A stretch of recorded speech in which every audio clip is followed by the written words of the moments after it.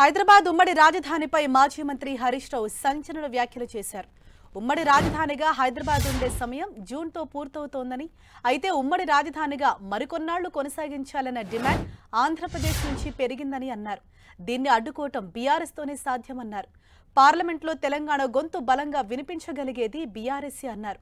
CM Revanth రెడ్డికి ఆంధ్ర మూలాలున్నాయని, ఆయన ఏపీకి సహకరించవచ్చని హరీష్ రావు జోస్యం చెప్పారు. 10 ఏళ్ల పాటు హైదరాబాద్ ను జాయింట్ క్యాపిటల్ గా పెట్టారు. ఈ జూన్ కు ఆ 10 ఏళ్లు పూర్తి కాబోతా ఉన్నాయి. మళ్లీ జాయింట్ క్యాపిటల్ ను ఎక్స్టెండ్ చేయాలని ఇప్పటికే ఆంధ్రప్రదేశ్ నుంచి స్టార్ట్ అయింది.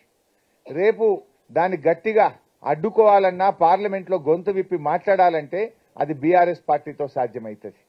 ఇవాళ రేవంత్ రెడ్డి గారికి ఆంధ్రాలో ఆయన మూలాలు ఉన్నాయి. ఆయన మళ్లీ వాళ్ళకి సహకరించే ప్రమాదం లేకపోలేదు. గతంలో కూడా 7 మండలాలను ఆంధ్రప్రదేశ్ లో కలిపినప్పుడు బీజేపీ ప్రతిపాదించింది, కాంగ్రెస్ ఆ బిల్లుకు మద్దతిచ్చింది. 10 ఏళ్ల పాటు హైదరాబాద్ ను జాయింట్